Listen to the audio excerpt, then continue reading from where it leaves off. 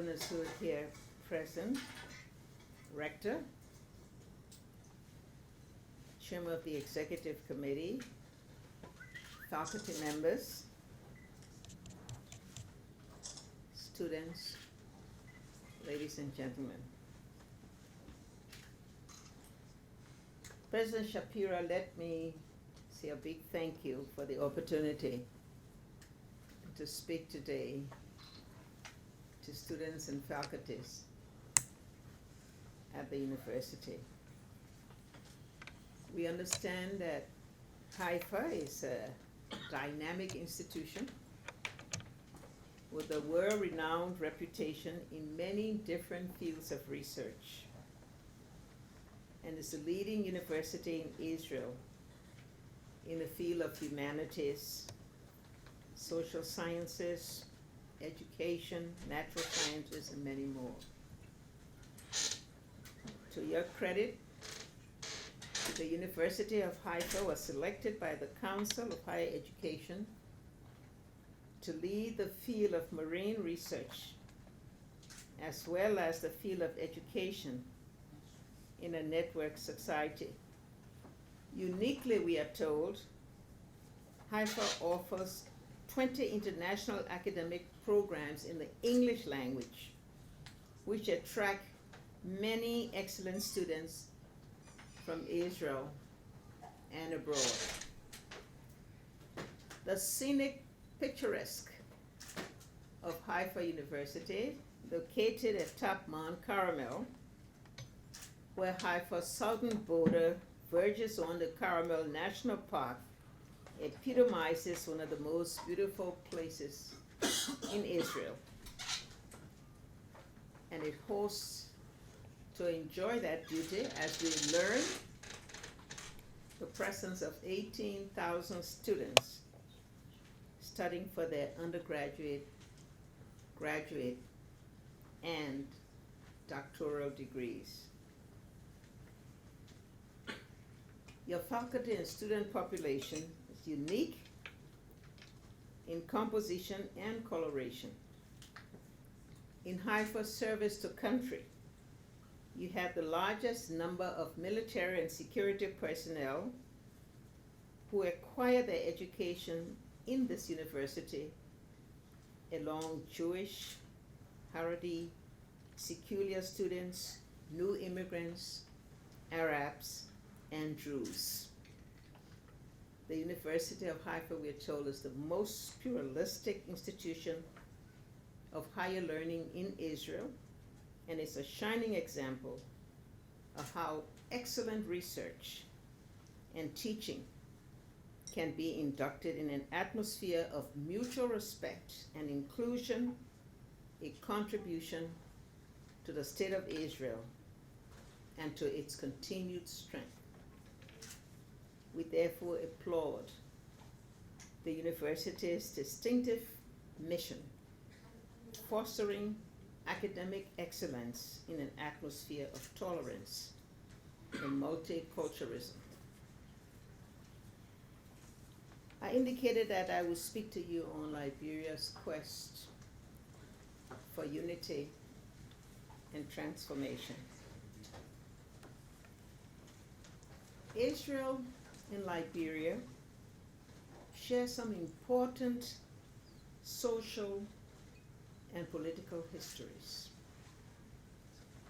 Liberia, like the modern state of Israel, was founded by immigrants, freed American slaves who returned to Africa. Unlike the Jewish, where scientists, business leaders, and mostly educated immigrants who created Israel, the slaves who founded Liberia had little education. But through their determination and their profound belief in their mission to create a safe haven for all free persons, they managed to create a new nation. Liberia is well endowed with natural resources. for the lack of patronage, education, guidance, and support in the early years of nationhood resulted in the national capacity unable to manage the evolving processes of development and nation building, thus engendering recurring bailouts from financial crisis and many years of recurring remedial effort. As a result, the fundamental for structural changes to ensure growth and development sustainability were never established. In response, the nation veered from one political or financial crisis to the other, with a proclivity to politics as the panacea. Despite the recurring crisis, Liberia did progress, with economic growth averaging 7% over the period of the 50s and 60s, largely driven by the two traditional exports, rubber and iron ore. In fact, growth was reported at that time second only to Japan. However, this growth was without development. The progress was shattered by the political instability in the 1970s and 1980s, including a coup d'etat and 2 decades of violent and destructive civil war. The Accra peace talks of 2003, held under the auspices of the Economic Community of West African States, ushered in the required period of peace and the holding of elections in 2005. In 2006, after a successful electoral victory in which I became the first democratically elected woman president in Africa, the nation had an opportunity to rebuild, to tackle a collapsed economy, destroyed infrastructure, and dysfunctional institutions. By 2013, the nation was once again progressing toward the goal of sustained development. An external debt of $4.7 billion was canceled through the HIPC process, bilateral and multilateral relationship restored, infrastructure in the process of reconstruction, schools and hospitals were open and functioning. Growth soared from negative in the year 2000 to a peak of 9.5%, averaging 7.5% for the period 2006 to 2013. A conducive environment for business led to a $5 billion in direct foreign investment for operations in mining and tree crops over a 25-year period. The development theme, Liberia Rising, seemed appropriate as the nation seemed on the way to achieve the vision of a middle-income country by the year 2030. A 5-year agenda for transformation was formulated as the immediate driving force. The pace of progress was slowed in 2013 when the nation experienced the first shock, a sharp decline in global prices of our 2 main exports, rubber and iron ore. Growth fell to 5.9% and investment operations slowed or came to a halt, putting on hold plans for value addition activities and for employment. Then in 2014, the Ebola virus struck, a disease unknown to Liberia, hit us with a devastating effect. The nation panicked, terrified by an enemy we did not know, we could not see, or could not hear. People cried, ran, and prayed. Doctors, nurses, and health workers were among the 5,000 plus persons who died, some from diseases other than Ebola, because of the fear to go to medical facilities. The nation once again was in a situation of despair, but we rose to the challenge of overcoming this new adversity. We rejected the international prediction of 1 million deaths, and we mobilized the nation. Communities took charge as first responders. I reached out to our key partners in the international community, pointing out that this disease was more a global than a Liberia or West Africa threat. I'm pleased that we were able to defeat the virus with the strength and resilience of the Liberian people and the communities which responded to my call for them to take charge of their lives, livelihoods, and future. This was made possible also by the robust response of the United States, our key partner, and countries throughout the world, including African nations, which sent their own doctors, healthcare workers, and citizens to join us in the battle. I would like to thank the State of Israel for their response to us in our time of need.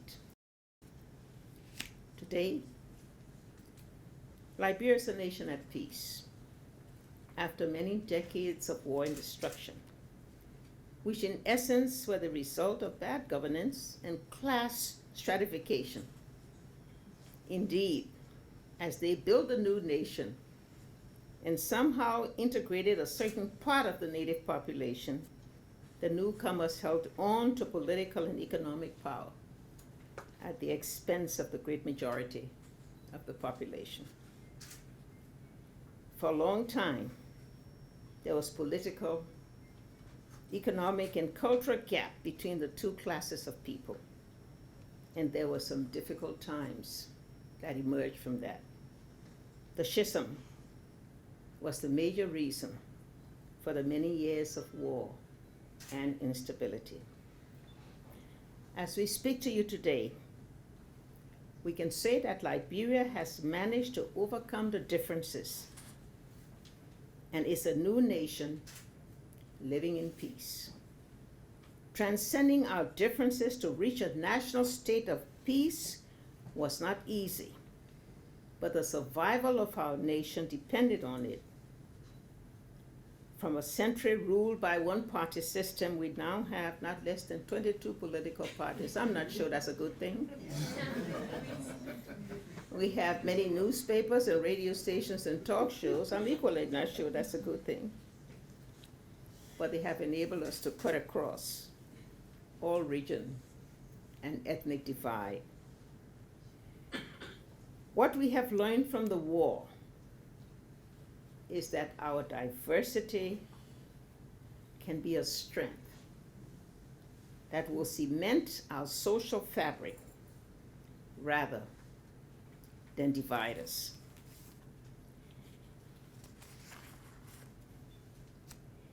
By embracing diversity as a unifying force, Liberians are now set on a new course, and I'm very proud to be a part of that process of change.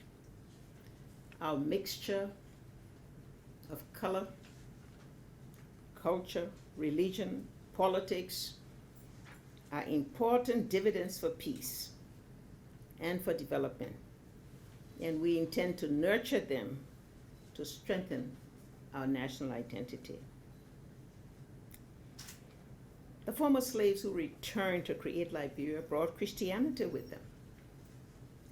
On the ground, they found Islam and African religious practices, an African tradition. The fact that these religious beliefs managed to coexist pacifically is now an important factor for our post-war peace-building process. Rather than divide us, religion has played an important role in our search for peace and social harmony. At the height of the war, and putting the interests of the nation above all other considerations, our interfaith religious leaders put forward a peace plan that charted the path to peace. Rather than divide us, our religion brought us together. Peace and freedom from fear are sustainable, even in conditions that may seem desolate. For decades, our people lived in fear, their personal security under constant threat, and everything they worked for at risk. In the end, it was through dialogue that we resolved our differences.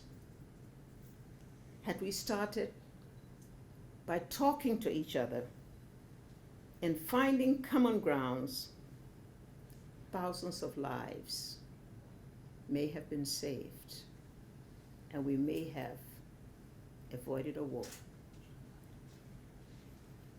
But far from looking at the post-conflict as a damnation, we want to continue to use it as a springboard to propel our nation even further, never forgetting the lessons of the past and forging ahead with a national commitment to peace and stability.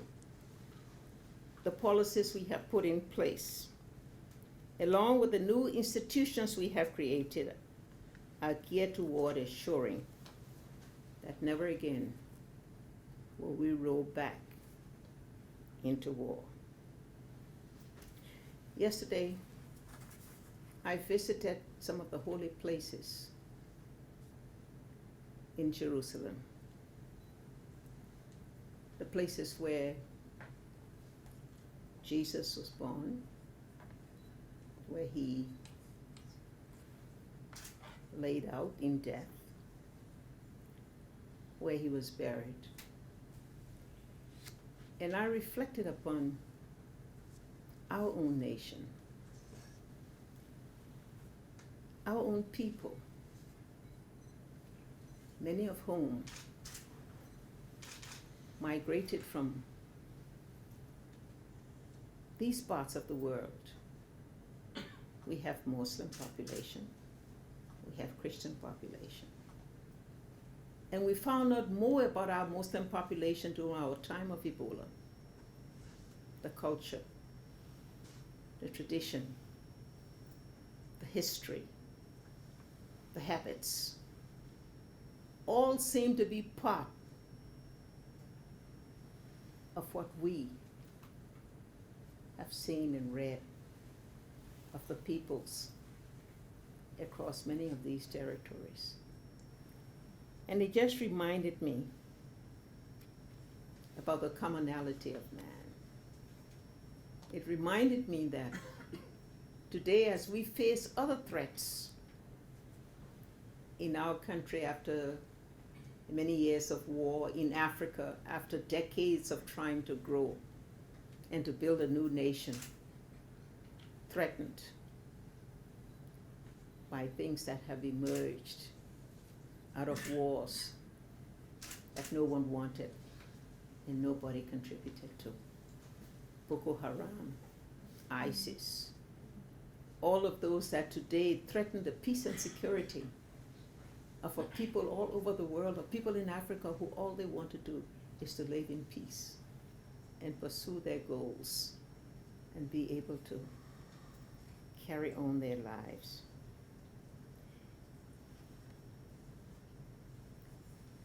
We pray that we all will continue to see our differences as a source of strength, that we all will continue to reach out one to each other, knowing that the survival of all mankind depends upon the peace and security of all mankind. No nation today is an island unto itself. No nation can remain free of the despair of other nations. And so we continue on our journey to find continued peace and pray that that will also be the goal of every other nation, and particularly of those of you in this region. History is speeding up for many of you students.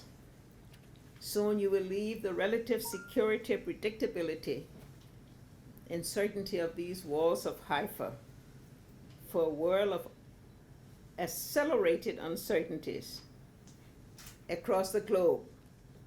Entire societies are being transformed, new identities forged, and national stories retold. People your age across the world are becoming increasingly vocal about how they are governed and by whom. Old templates of control have been overturned as states struggle internally with issues about national character and destiny. People who heretofore had no say in those conversations are asserting themselves and taking a place at the table with or without invitation. 10 years ago, information about the tragic events come to us mainly through traditional media, radio, television. Today, Facebook, YouTube, Twitter, all the other networking sites that I don't know, but that my grandchildren take for granted. Young people like yourselves may use technology to improve the overall quality of life and to create wealth. In those decades, the world has now become smaller and more connected. 10 years, the complex financial instruments of today would seem quaint with the hedge funds and investment banks of today.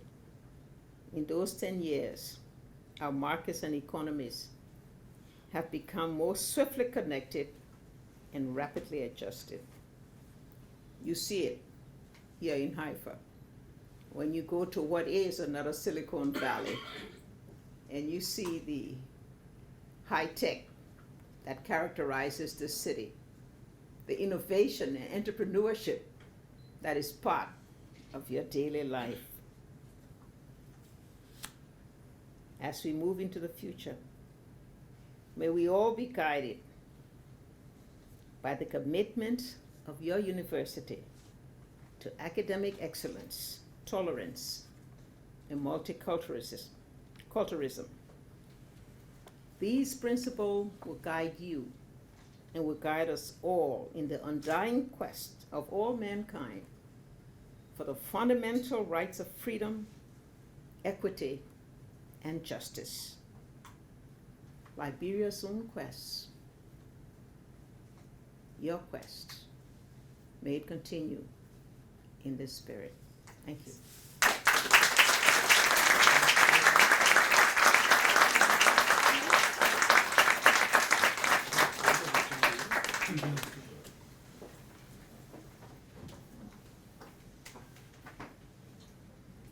Your Excellency, I would like if you can be more specific and explain to us a little bit more about how the miracle in Liberia that religions became a reason for unity, and it failed in so many places in the world. Actually, I'm not a researcher in this field, but if I look back at history, I can say that in the name of God, Allah, Jesus, more people were killed more than any other reason. So in many cases, religions were a reason for division rather than unity. Why do you think you were successful in your country, where in so many other places it's a reason for failure?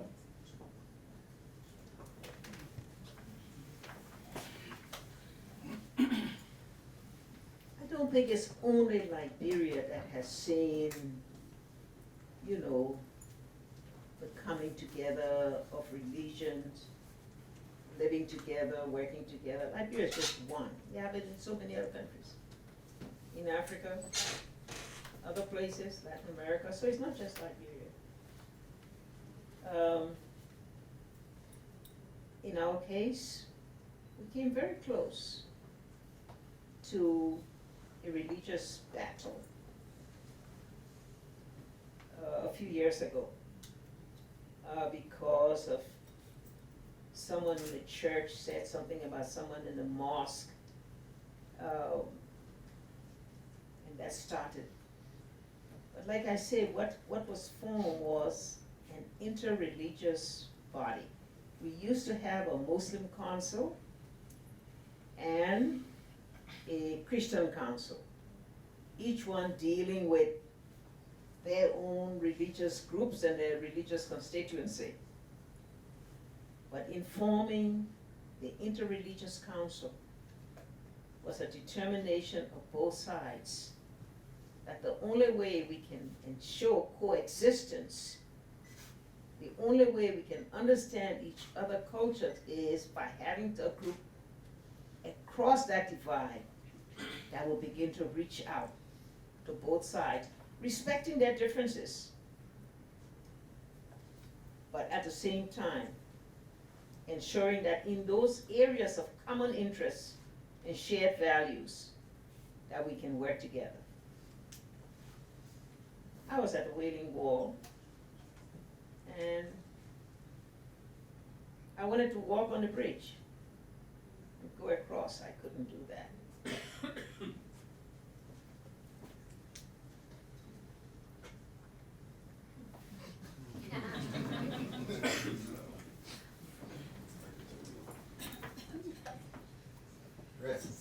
Thank you for coming. We're honored by your presence. I'm very curious on a more personal level why you think you were successful. Good fortune is part of the story, I'm sure, but there are other issues. I'd like you to reflect on that.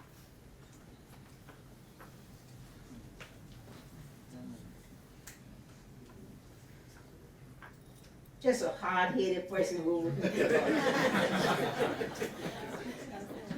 That's what I'm famous for.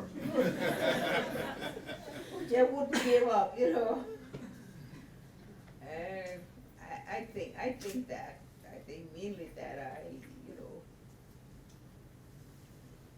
did things a little bit differently, played football when people used dogs.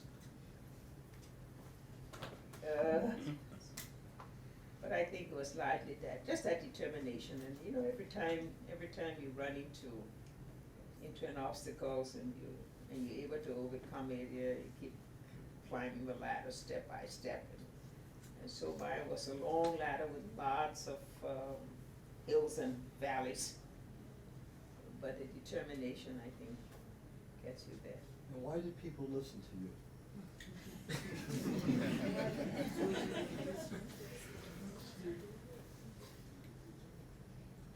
Because I tell them the truth.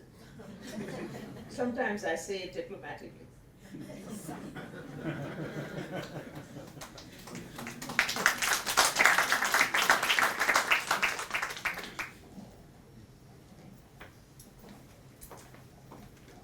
Thank you, Your Excellency. I'm Grace Mwangi from Kenya. And I'm wondering and curious, is Liberia a patriarchal nation or a matriarchal nation? Because you became a president, and in Kenya, even becoming an MP, member of parliament, a woman becoming a member of parliament, it's a big challenge. And you have managed not only one term, but 2 terms.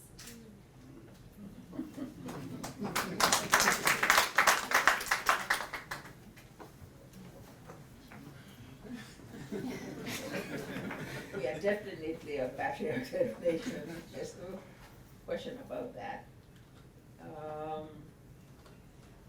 Maybe being a small nation and a poor nation.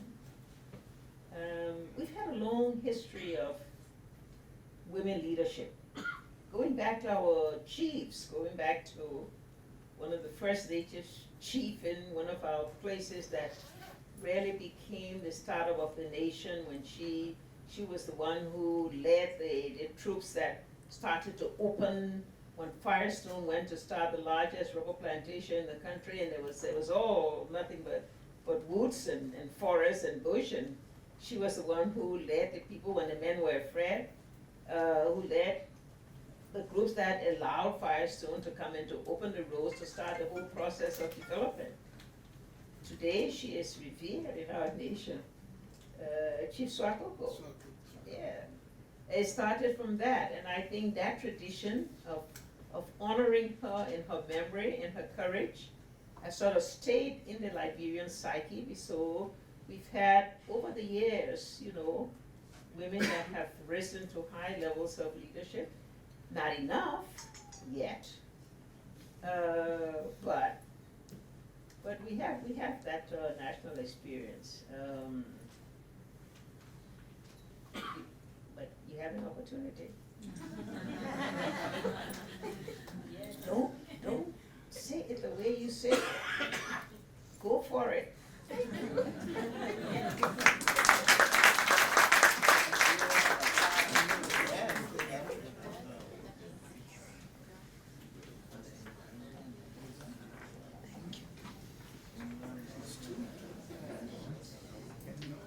Good evening, all. I'm Dixon Ongai from Kenya. They say every dream is valid. So I have one question to ask. Towards where you have reached and all this success, what are your strengths and what are your weaknesses that you improved on them or you worked on them? And if you did, how do you deal with the weaknesses to be at where you are now? Thank you.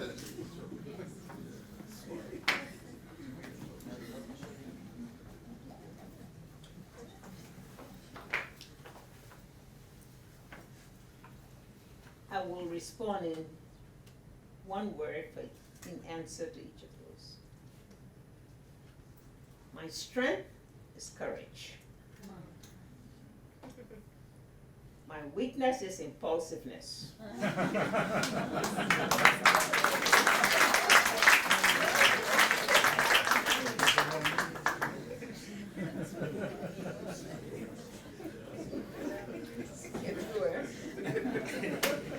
Your Excellency,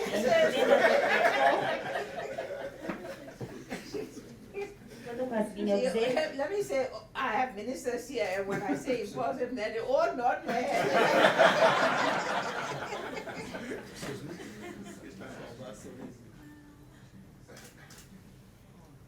Your Excellency and members of the floor, protocol has been observed. My name is Rehema Kombe from Tanzania. I also have very simple question. What special message do you have for women out there, especially from Africa, who believe that the high level post is only for men? What special message do you have for us to get where you are now? Thank you.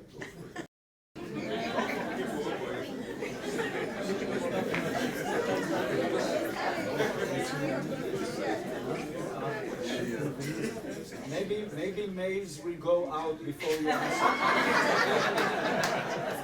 Change your belief.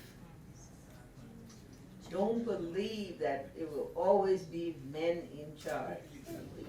We got women leaders in Kenya. I know many of them. They haven't reached the pinnacle yet. But start with that by saying leadership does not have any gender. Leadership belongs to everyone. Everyone should plan for it, and we should not let our societies think that leadership belongs to men. Besides, they fail us anyway.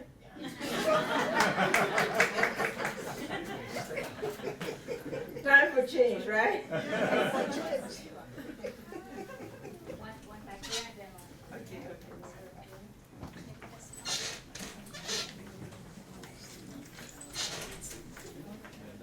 Good evening. My name is Asamo Benjamin from Ghana. All protocols observed.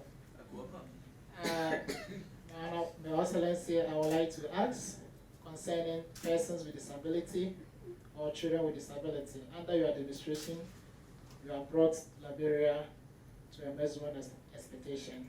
And I would like to know your plans and vision concerning inclusive development in Liberia. Thank you.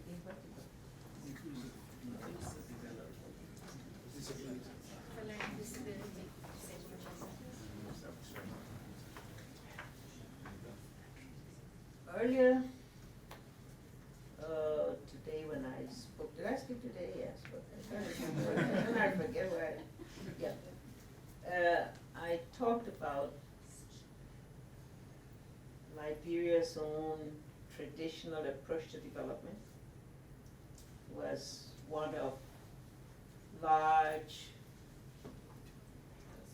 concessions, largely to exploit our extractive minerals and other things, and so that did not really respond to the needs of the poor population, of the uneducated population. And so our whole development planning effort was wrong.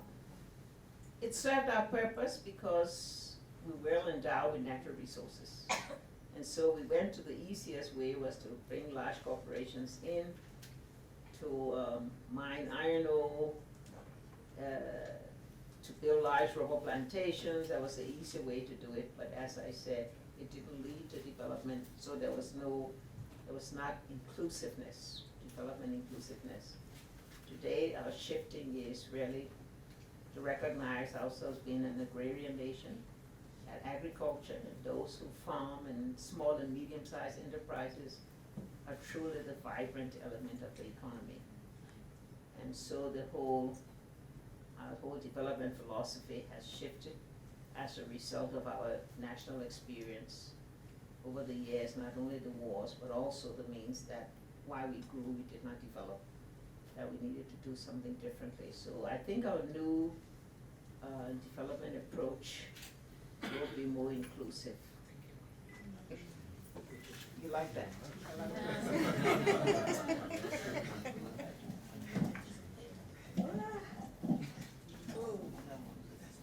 Okay, I'm Miss Grace Kirkova from Liberia. Madam President, during your exposé, you did mention about dreams. And my question is, what is your next dream for the people of Liberia? Though the years are limited. Thank you.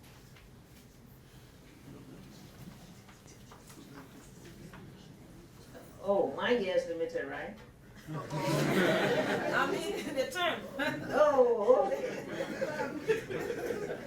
I tend to live after I cease to be president. I don't want you to know that.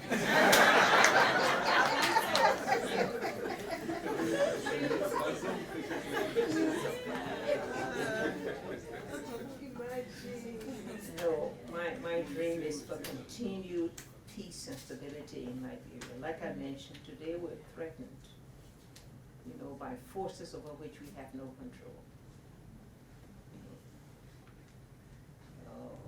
If you follow the news, 4 of our neighboring countries have gone through attacks, terrorist attacks.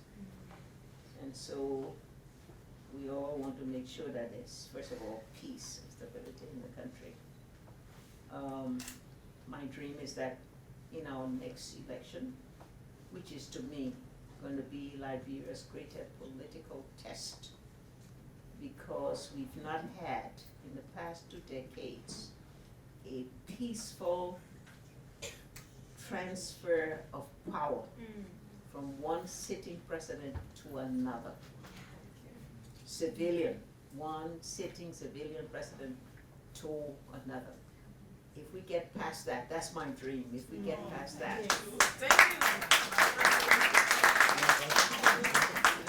Last question. Your Excellency, you played a major role in bringing peace to your country after 20 years of violence. Please, do you have an advice for us here in Israel with the Palestinians? What can we do to achieve peace and prosperity? Prosperity maybe we have, but peace not.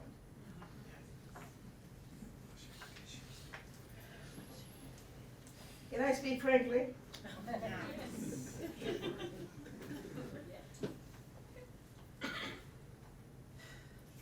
Donald Trump said, build a wall. I said, break the wall.